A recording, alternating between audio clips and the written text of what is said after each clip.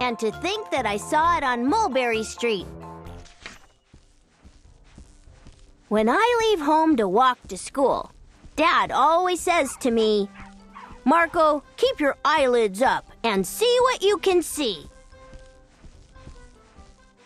But when I tell him where I've been and what I think I've seen, he looks at me and sternly says, "Your eyesight's much too keen. Stop telling such outlandish tales. Stop turning minnows into whales." Now what can I say when I go home today? All the long way to school and all the way back, I've looked and I've looked and I've kept careful track. But all that I've noticed, except my own feet, was a horse and a wagon on Mulberry Street. That's nothing to tell of. That won't do, of course. Just a broken down wagon that's drawn by a horse. That can't be my story. That's only a start. I'll say that a zebra was pulling that cart. And that is a story that no one can beat when I say that I saw it on Mulberry Street. Yes, the zebra is fine, but I think it's a shame. Such a marvelous beast with a cart that's so tame. The story would really be better to hear if the driver I saw were a charioteer. A gold and blue chariot, something to meet, rumbling like thunder down Mulberry Street. No, it won't do at all. A zebra is too small. A reindeer is better. He's fast and he's fleet. And he'd look mighty smart on old Mulberry Street. Hold on a minute. There's something wrong. A reindeer hates the way it feels to pull a thing that runs on wheels. He'd be much happier instead if he could pull a fancy sled. A reindeer and sleigh.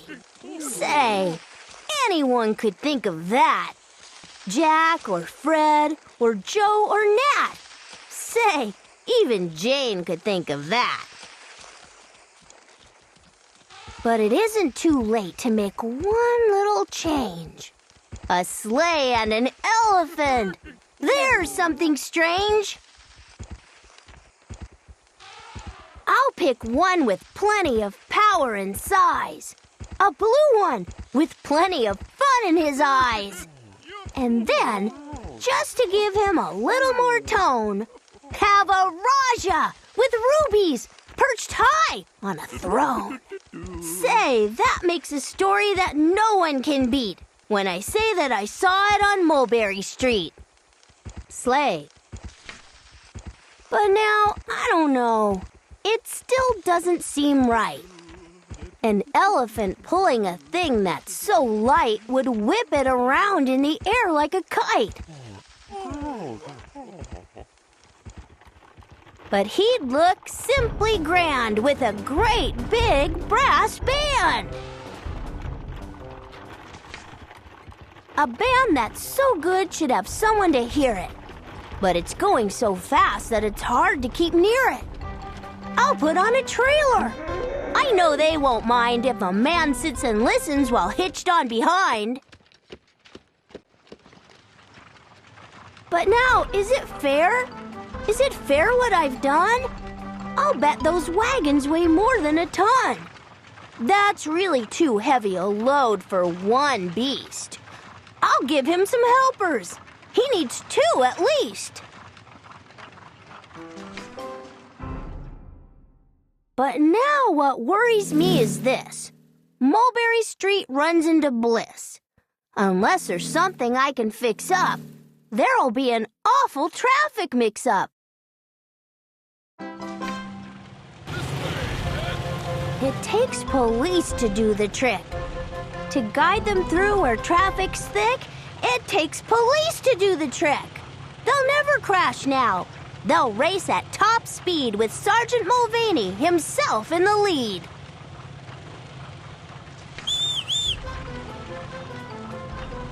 The mayor is there and he thinks it is grand, and he raises his hat as they dash by the stand.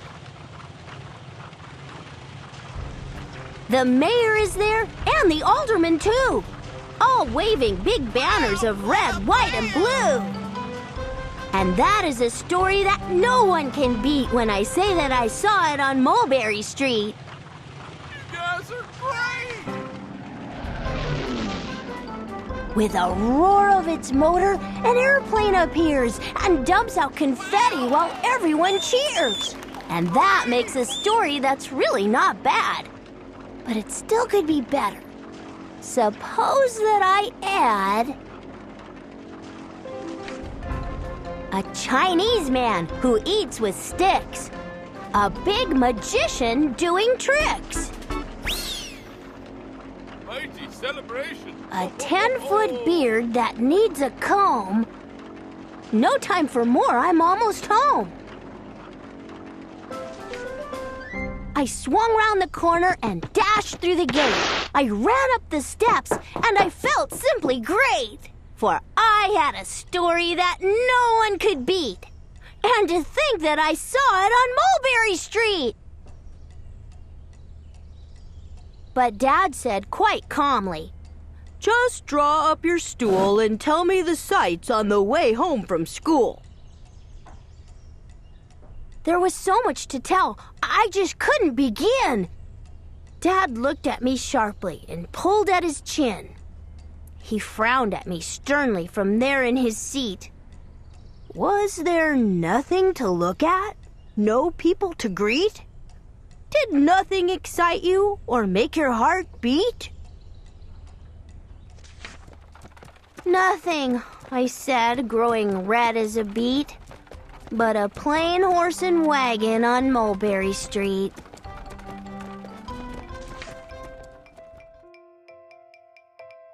McElligot's Pool. "Young man," laughed the farmer, "you're sort of a fool. You'll never catch fish in McElligot's pool."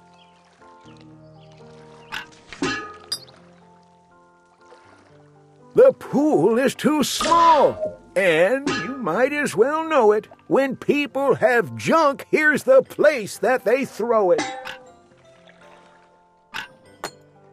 You might catch a boot or you might catch a can. You might catch a bottle, but listen, young man.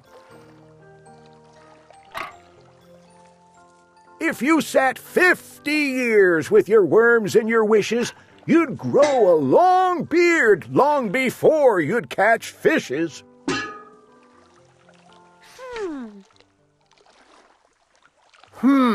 Answered Marco. "It may be you're right. I've been here 3 hours without one single bite. There might be no fish. But again, well, there might."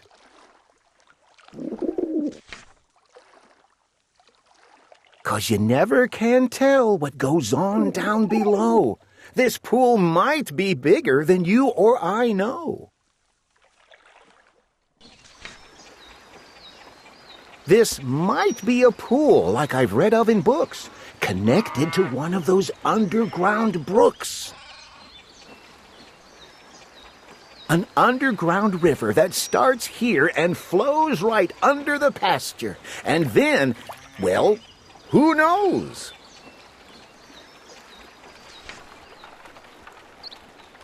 "It might go along down where no one can see, right under State Highway 203, right under the wagons, right under the toes of Mrs. Umbroso, who's hanging out clothes.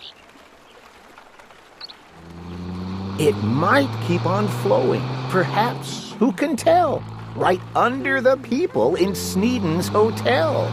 Right under the grass where they're playing croquet, then under the mountains and far, far away." This might be a river. Now mightn't it be? Connecting McElligot's pool with the sea. Then maybe some fish might be swimming toward me. If such a thing could be, they certainly would be.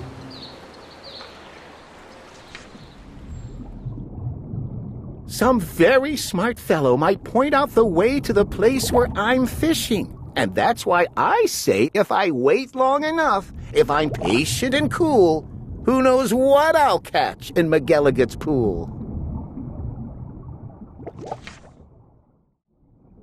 I might catch a thin fish. I might catch a stout fish. I might catch a short or a long, drawn-out fish. Any kind, any shape, any color or size. I might catch some fish that would open your eyes. I won't be surprised if a dogfish appears, complete with a collar and long floppy ears. Woofing along, and perhaps he might chase a whole lot of catfish right straight to this place. I might catch a fish with a pinwheel-like tail. I might catch a fish who has fins like a sail. I might catch some young fish, some high-jumping friskers. I might catch an old one with long flowing whiskers. I might catch a fish with a long curly nose. I might catch a fish like a rooster that crows. I might catch a fish with a checkerboard belly. Or even a fish made of strawberry jelly.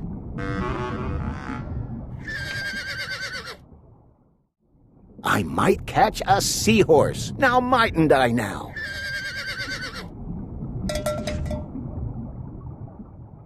I might catch a fish who is partly a cow.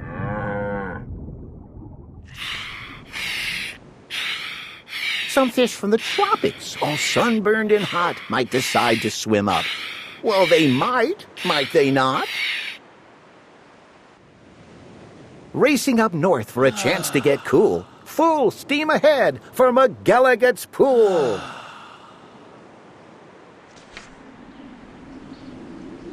Some Eskimo fish from beyond Hudson Bay might decide to swim down. Might be headed this way. It's a pretty long trip, but they might, and they may. I might catch an eel. Well, I might. It depends. A long, twisting eel with a lot of strange bends and, oddly enough, with a head on both ends. One doesn't catch this kind of fish as a rule, but the chances are fine in McElligot's pool. I might catch a fish with a terrible grouch. Or an Australian fish with a kangaroo's pouch.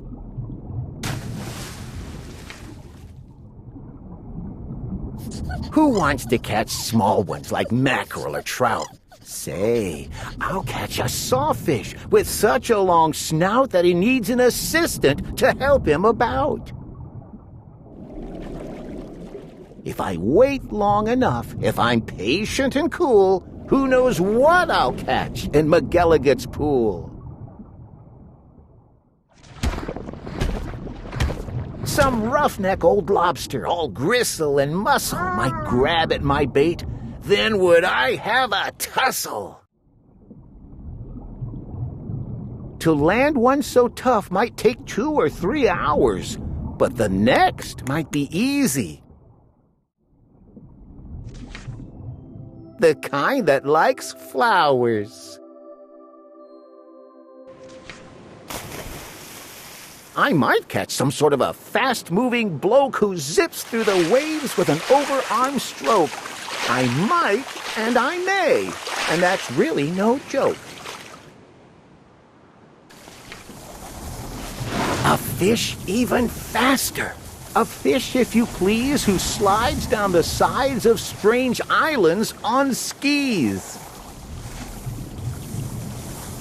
He might ski on over and pay me a visit. That's not impossible, really. Now, is it?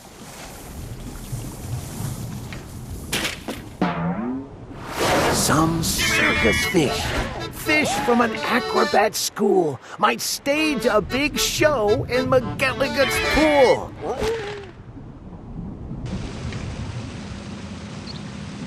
Or I might catch a fish from a stranger place yet, from the world's highest river in far-off Tibet, where the falls are so steep that it's dangerous to ride them. So the fish put up chutes, and they float down beside them.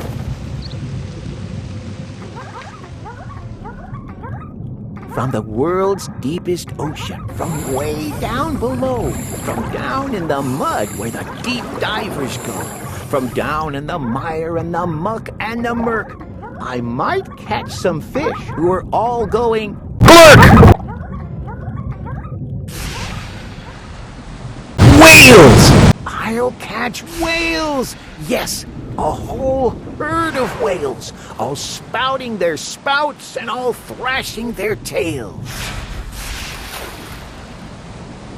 I'll catch 50 whales. Then I'll stop for the day, 'cause there's nothing that's bigger than whales, so they say.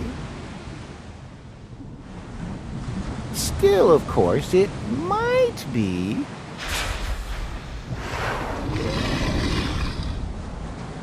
That there is something bigger.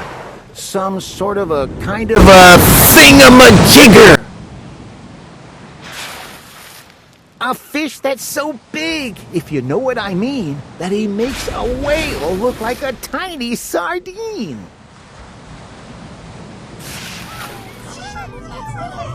Oh, the sea is so full of a number of fish. If a fellow is patient, he might get his wish. And that's why I think that I'm not such a fool when I sit here and fish in McElligot's pool. Around the zoo.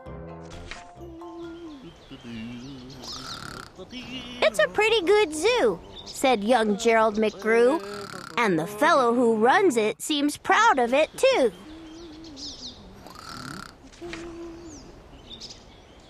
But if I ran the zoo, said young Gerald McGrew, I'd make a few changes. That's just what I'd do.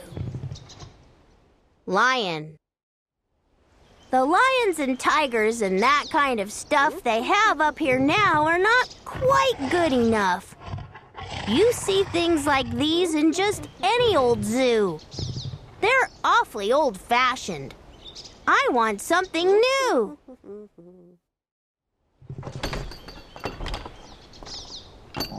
So I'd open each cage. I'd unlock every pen. Let the animals go and start over again. And somehow or other, I think I could find some beasts of a much more unusual kind.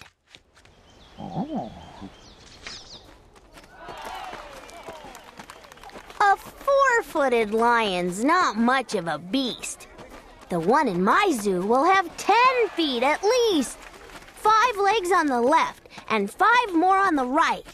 Then people will stare and they'll say, "What a sight!" This zookeeper, new keeper Gerald's quite keen. That's the gall-darndest lion I have ever seen. My new zoo McGrew Zoo will make people talk. My new zoo, McGroo, will make people gawk at the strangest odd creatures that ever did walk.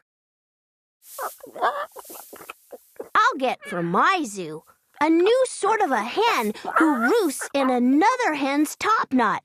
And then another one roosts in the top knot of his, and another in his, and another in his, and so forth and upward and onward.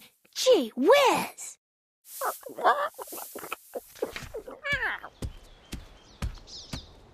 But that's just a start. I'll do better than that. They'll see me next day in my zookeeper's hat, coming into my zoo with an elephant cat. They'll be so surprised they'll all swallow their gum. They'll ask, when they see my strange animals come, where do you suppose he gets things like that from?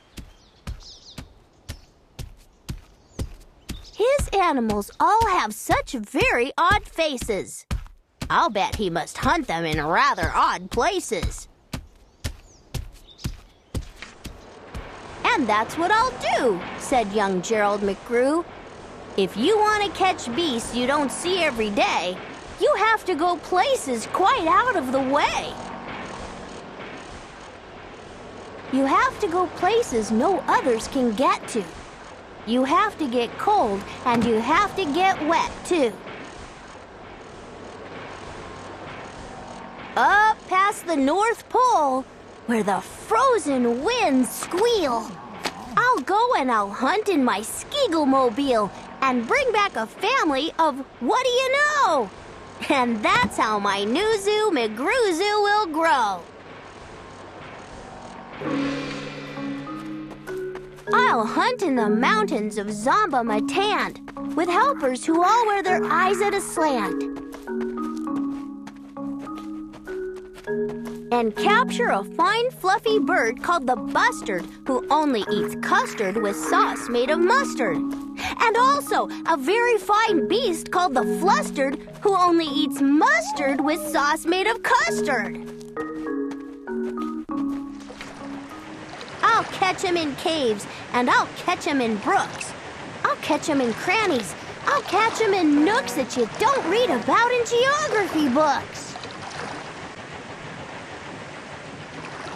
I'll catch him in countries that no one can spell, like the country of Matafapatafapel. In a country like that, if a hunter is clever, he'll hunt up some beast that you never saw ever.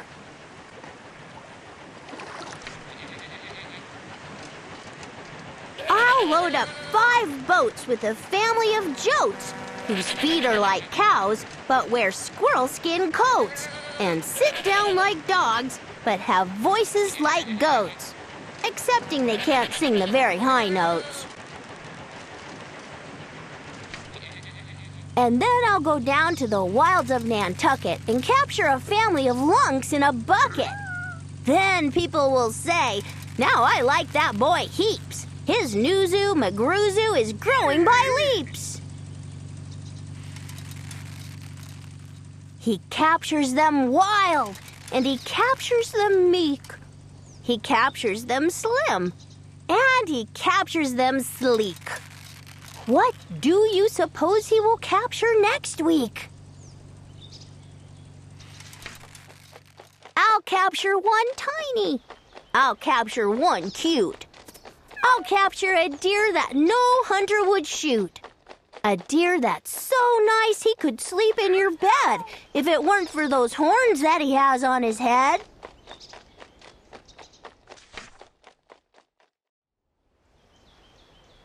And speaking of horns that are just a bit queer, I'll bring back a very odd family of deer. A father, a mother, 2 sisters, a brother whose horns are connected from one to the other. Whose horns are so mixed they can't tell them apart. Can't tell where they end and can't tell where they start. Each deer's mighty puzzled. He's never yet found if his horns are hers or the other way round. I'll capture them fat, and I'll capture them scrawny. I'll capture a scragglefoot mulligatawny, a high-stepping animal, fast as the wind, from the blistering sands of the desert of Zend. This beast is the beast that the brave chieftains ride when they want to go fast to find someplace to hide. A mulligatawny is fine for my zoo. And so is a chieftain. I'll bring one back too. In the far western part of southeast North Dakota lives a very fine animal called the iota. But I'll capture one who is even much finer in the northeastern west part of South Carolina. When people see him, they will say, "Now, by thunder, this new zoo McGroo is really a wonder."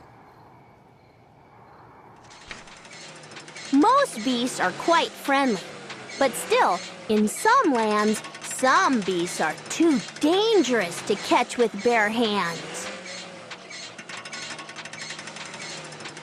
For those that are ugly and vicious and mean, I'll build a bad animal catching machine. Beast. It's rather expensive to build such a kit, but with it, a hunter can never get bit. A zoo should have bugs, so I'll capture a thwirl whose legs are snarled up in a terrible snurl. And then I'll go out and I'll capture some chugs, some keen shooter, mean shooter, bean shooter bugs.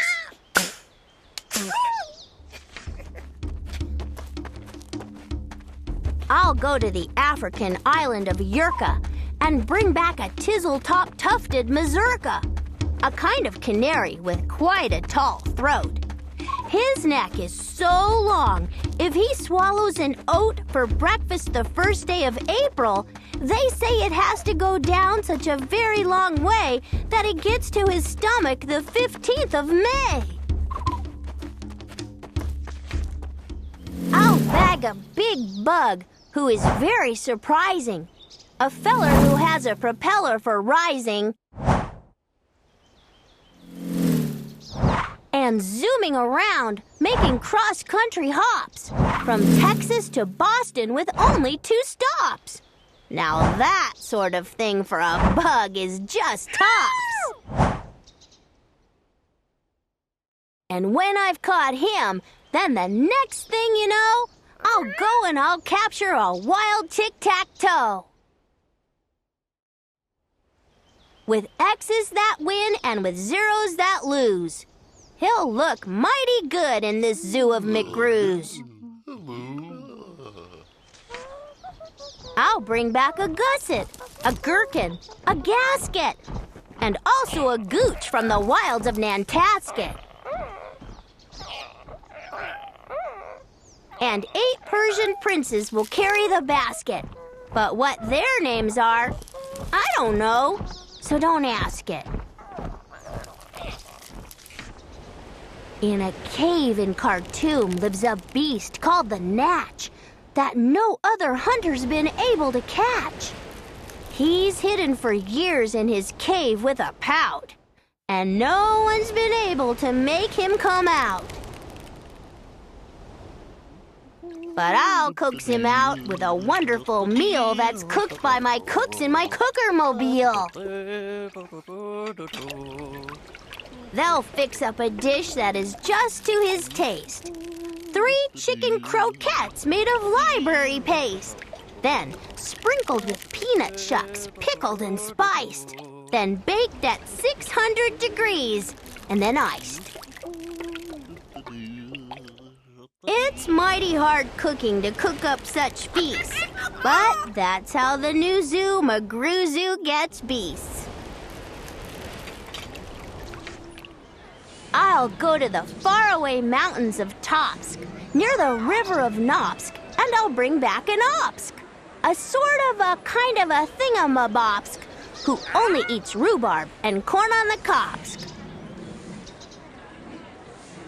Then people will flock to my zoo in a mobsk. McGrew, they will say, does a wonderful jobsk. He hunts with such vim and he hunts with such vigor.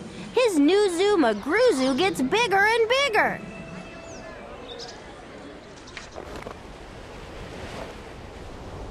And speaking of birds, there's the Russian Paluski, whose headski is redski and belly is blueski. I'll get one of them for my Zooski McGrewski. Then the whole town will gasp. Why, this boy never sleeps.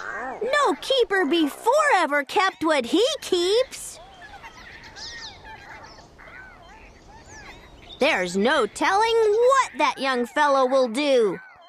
And then, just to show them, I'll sail to Catrue and bring back an Itkutch, a Preep, and a Prue, a Nurgle, a Nerd, and a Seersucker, too. I'll hunt in the jungles of Hipponohungus and bring back a flock of wild Bipponobungus. The Bipponobungus from Hipponohungus are better than those down in Dipponodungus and smarter than those out in Nippononungus. And that's why I'll catch 'em in Hipponohungus instead of those others in Nungus and Dungus. And people will say when they see these bips bounding, this zookeeper, new keeper's simply astounding. He travels so far that you'd think he would drop. When do you suppose this young fellow will stop? Stop? Well, I should, but I won't stop until I've captured a Fizzum-a-Wizzum-a-Dill. The world's biggest bird from the island of Quark, who only eats pine trees and spits out the bark. And boy, when I get him back home to my park, the whole world will say, young McGrew's made his mark. He's built a zoo better than Noah's whole ark. These wonderful, marvelous beasts that he chooses have made him the greatest of all the McGrewses. Wow! They'll all cheer. What this zoo must be worth! It's the gol-darndest zoo on the face of the earth!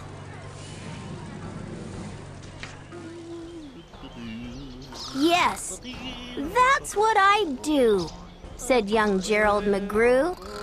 I'd make a few changes if I ran the zoo.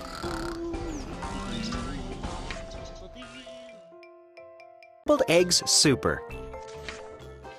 I don't like to brag, and I don't like to boast, said Peter T. Hooper. But speaking of toast, and speaking of kitchens, and ketchup and cake, and kettles and stoves and the stuff people bake, well, I don't like to brag, but I'm telling you, Liz, that speaking of cooks, I'm the best that there is. Why, only last Tuesday, when Mother was out, I really cooked something worth talking about. You see, I was sitting here resting my legs, and I happened to pick up a couple of eggs, and I sort of got thinking, it's sort of a shame that scrambled eggs always taste always the same. And that's because ever since goodness knows when, they've always been made from the eggs of a hen. Just a plain common hen. What a dumb thing to use with all of the other fine eggs you could choose. And so I decided that, just for a change, I'd scramble a new kind of egg on the range. Some fine fancy eggs that no other cook cooks, like the eggs of the ruffle-necked salamagooks. A salamagookses. Say, they should be good. So I went out and found some as quick as I could. And while I was lugging them back to the house, I happened to notice a tizzle-topped grouse in a tree down the street. And I knew from her looks that her egg and the egg of the salamagooks ought to mix mighty well, ought to taste simply super when scrambled together by Peter T. Hooper. So I took those eggs home and I frizzled them up. And I added some sugar, 2/3 of a cup, and a small pinch of pepper, and also a pound of horseradish sauce that was sitting around. And also some nuts. Then I tasted the stuff, and it tasted quite fine, but not quite fine enough. To make the best scramble that's ever been made, a cook has to hook the best eggs ever laid. So I drove to the country, quite rather far out, and I studied the birds that were flitting about. I looked with great care at a mop-noodled finch. I looked at a beagle-beaked, bald-headed Grinch. And also, I looked at a shade-roosting quail, who was roosting right under a lassalax tail. Shade-roosting quail. And I looked at a spritz and a flannel wing jay, but I just didn't stop. I kept right on my way because they didn't have eggs. They weren't laying that day.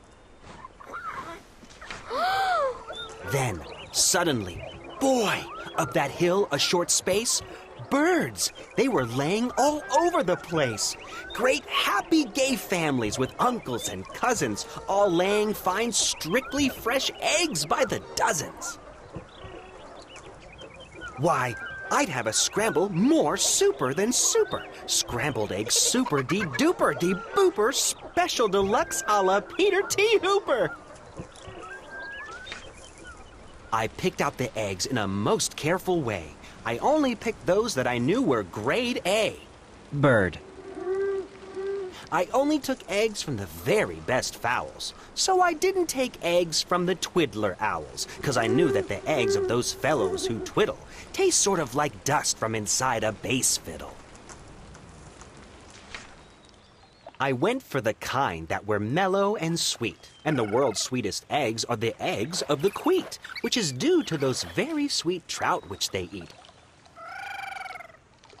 And those trout, well, they're sweet 'cause they only eat wogs. And wogs, after all, are the world's sweetest frogs. And the reason they're sweet is, whenever they lunch, it's always the world's sweetest bees that they munch. And the reason no bees can be sweeter than these, wog. They only eat blossoms of beezelnut trees. And these beezelnut blossoms are sweeter than sweet. And that's why I nabbed several eggs from the queet. But I passed up the eggs of a bird called a strudel, who's sort of a stork, but with fur like a poodle. For they say that the eggs of this kind of a stork are gooey like glue and they stick to your fork. And the yolks of these eggs, I am told, taste like fleece, while the whites taste like very old bicycle grease. The places I hiked to, the roads that I rambled to find the best eggs that have ever been scrambled. I hunted new birds along wild tangled trails, through gullies and gulches, down dingles and dales. I wriggled my way and I crawled at a creep through a forest of ferns that was 40 miles deep. And I mussed through the brush till I found a fine quigger whose eggs are as big as a pinhead, no bigger. Then I went for the eggs of a long-legger quong. Now this quong, well, she's built just a little bit wrong, for her legs are so terribly, terribly long that she has to lay eggs 20 feet in the air, and they drop with a plop to the ground from up there. So unless you can catch them before the eggs crash, you haven't got eggs, you've got long-legger hash. Long-legger quong. Eggs! I'd collected 302, but I needed still more, and I suddenly knew that the job was too big for one fellow to do, So I telegraphed north to some friends near Fazol, which is 10 miles or so just beyond the North Pole.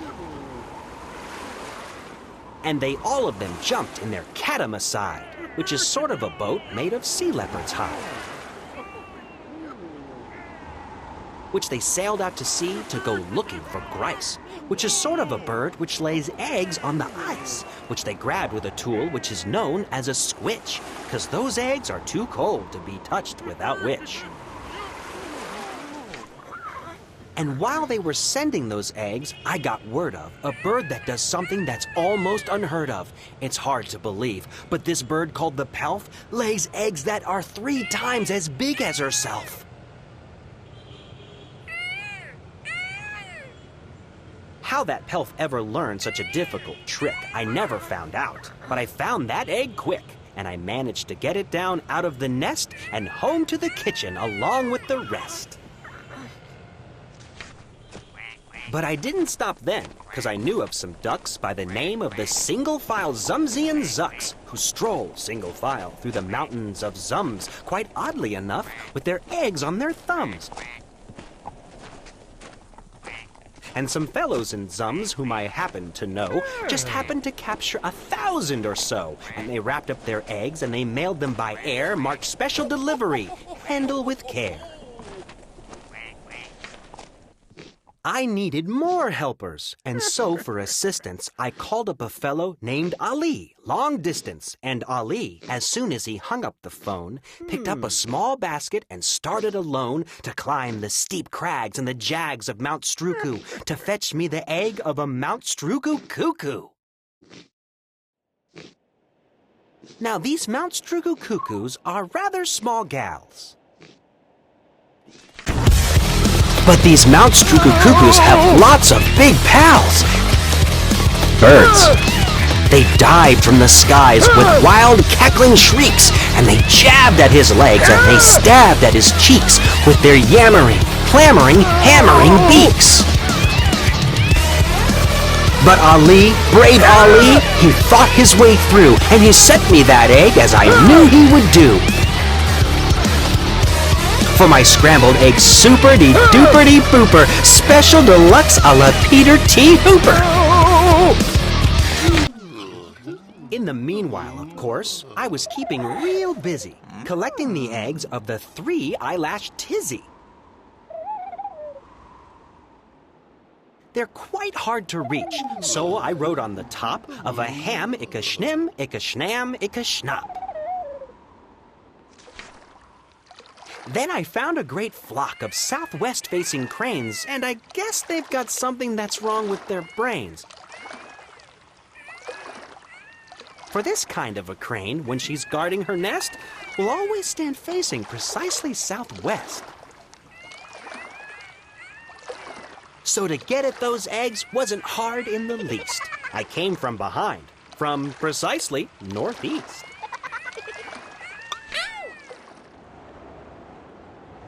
And I captured the egg of a Grickly Gractus, who lays him up high in a prickly cactus.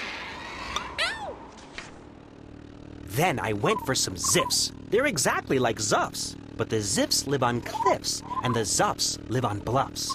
And, seeing how bluffs are exactly like cliffs, it's mighty hard telling the zuffs from the ziffs. But I know that the egg that I got from the bluffs, if it wasn't a ziffs from the cliffs, was a zuffs. Now, I needed the egg of a moth-watching sneth, who's a bird who's so big she scares people to death. And this awful big bird, well, the reason they name her the moth-watching sneth is 'cause that's how they tame her. She likes watching moths. Sort of quiets her mind. And while she is watching, you sneak up behind and you yank out her egg. So I got one, of course, with the help of some friends and a very fast horse.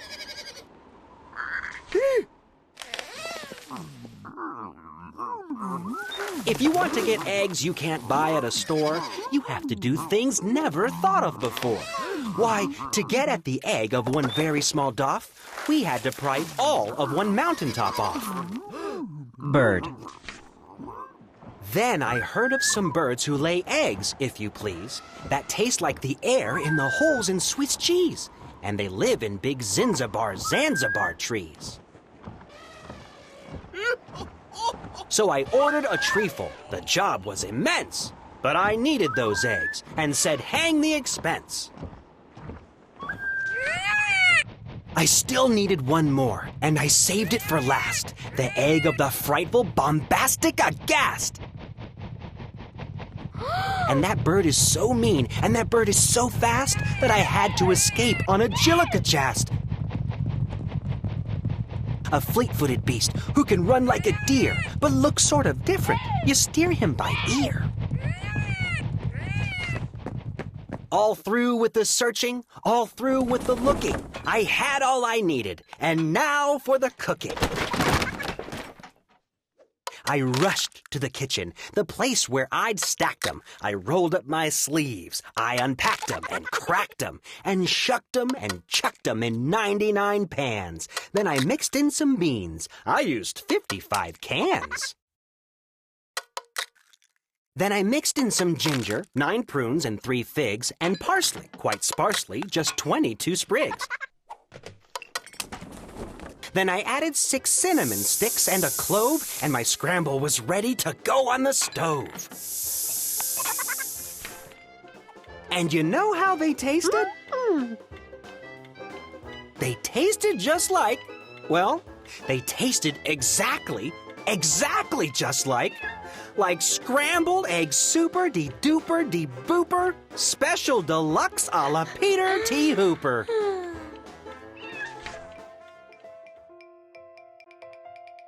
On Beyond Zebra. Said Conrad Cornelius O'Donnell Odell, my very young friend who is learning to spell. The A is for ape and the B is for bear. The C is for camel, the H is for hare. The M is for mouse and the R is for rat. I know all the 26 letters like that. Through to Z is for zebra. I know them all well, said Conrad Cornelius O'Donnell Odell. So now I know everything anyone knows from beginning to end, from the start to the close, because Z is as far as the alphabet goes.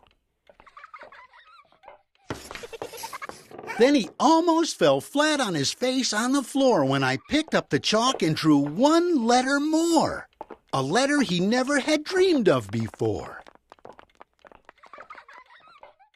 And I said, you can stop if you want with the Z, because most people stop with the Z, but not me. In the places I go, there are things that I see that I never could spell if I stopped with the Z. I'm telling you this because you're one of my friends. My alphabet starts where your alphabet ends. My alphabet starts with this letter called Yuz. It's the letter I use to spell Yuzamatuz. You'll be sort of surprised what there is to be found once you go beyond Z and start poking around.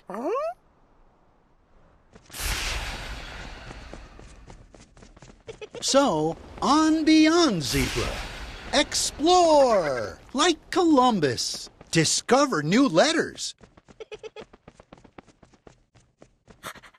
Like Wum is for Wumbus, my high-spouting whale who lives high on a hill and who never comes down till it's time to refill. So on beyond Z, it's high time you were shown that you really don't know all there is to be known. Then just step a step further past Wum is for Wumbus, and there you'll find and the is for umbus. A sort of a cow with 1 head and 1 tail. But to milk this great cow, you need more than 1 pail. She has 98 faucets that give milk quite nicely. Perhaps 99, I forget just precisely. And boy, she is something most people don't see, because most people stop at the Z, but not me. I ramble, I scramble through swamp, where the letters get better. Like letters like humph. There's a real handy letter. What's handy about it? You just can't spell hump humph-a-dumpher without it. If you stay home with zebra, you're stuck in a rut. But on beyond zebra, you're anything but. Why, I know a fine fancy letter called fuddle. I use it in spelling Miss Fuddle-de-Duddle. And oh, what a bird of a bird of a bird of. Her tail is the longest that's ever been heard of. So long and so fancy she'd be in a fix if she didn't have helpers. It takes about 6 to tag along, hoisting Miss Fuddle-de-Duddle's wonderful tail out of muddledy puddles. And Glick is for Glicker, who lives in wild weeds and spends his time juggling fresh cinnamon seeds, which he's usually able to find in great number, excepting, of course, in the month of September, when cinnamon seeds aren't around in great number. So that month, he juggles with seeds of cucumber.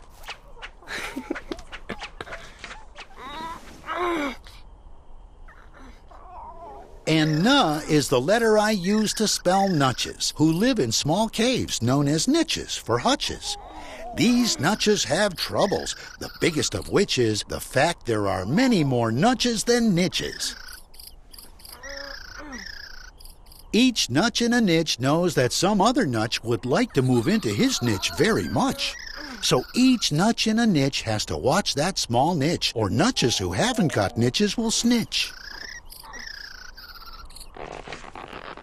Then we go on to Snee, and the Snee is for Sneedle, a terrible kind of ferocious mosquito whose humdinger stinger is sharp as a needle.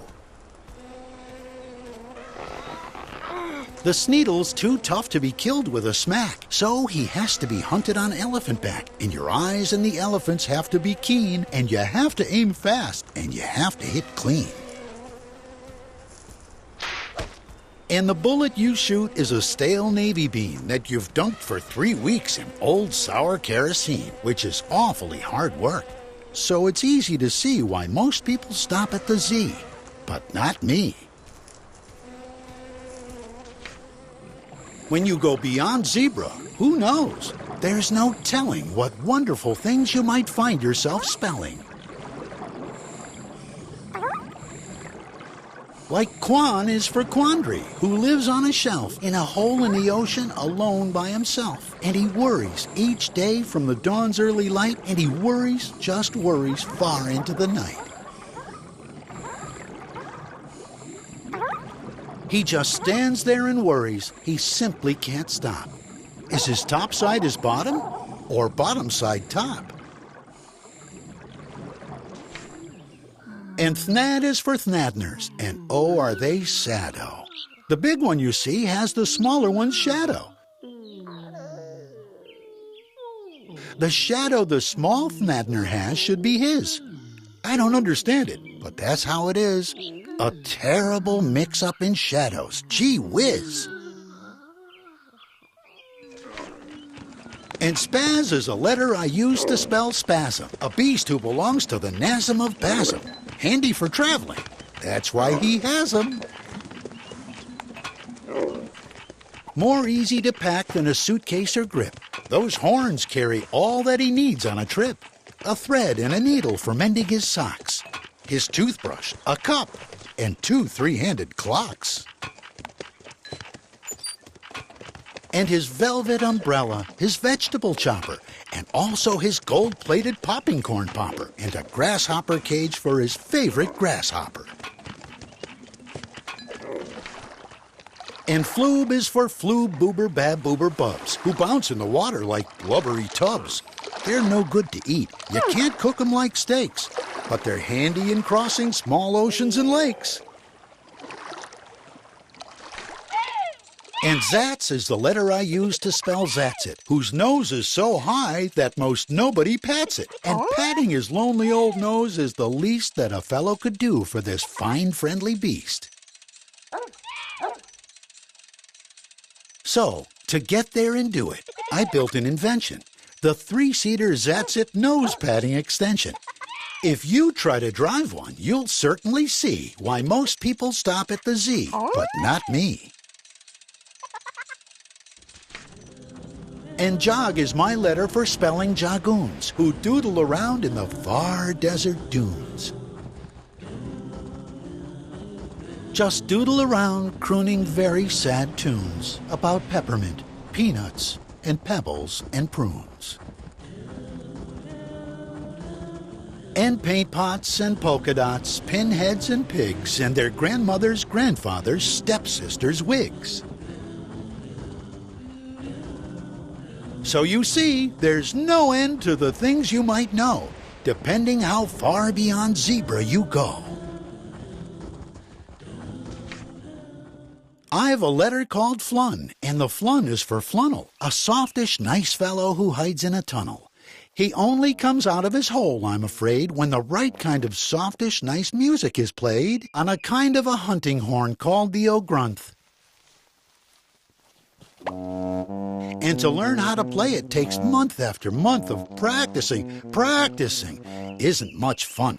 And besides, it's quite heavy, weighs almost a ton. That's why few people bother to play the O'Grunth. So the Flunnel's been out of his tunnel just once. And way, way past Z is a letter called Itch, and the Itch is for Itchapods, animals which race around back and forth and back, through the air on a very high sidewalk between here and there. They're afraid to stay there. They're afraid to stay here. They think there is too far. They think here is too near. And since here is too near and out there is too far, they are too scared to roost wheresoever they are. There's a letter called Yek, and the Yek is for Yekko, who howls in an underground grotto in Gecko. These Yekkos love echoes, and this is their motto. For best Yekko echoes, try Gecko, our grotto. Oh, the things you can find if you don't stay behind. On a world near the sun live two brothers called Vrooms, who, strangely enough, are built sort of like brooms. And they're stuck all alone up there high in the blue. And so, to kill time, just for something to do, each one of these fellows takes turns with the other in sweeping the dust off his world with his brother. And Hi is my letter for Hi Gargalorum. For getting me places real fast, I'm all for 'em. They puffle along and their brakes never squeak, and they run every hour, every day of the week, from the town of North Nub to the town of East Ounce, making stops at West Bunglefield, Yupster, and Jounce. And at Ipswich and Nipswich and also South Bounce, in another small town that's too hard to pronounce. The places I took him. I tried hard to tell young Conrad Cornelius O'Donnell Odell a few brand new wonderful words he might spell. I led him around and I tried hard to show there are things beyond Z that most people don't know. I took him past zebra as far as I could, and I think perhaps maybe I did him some good.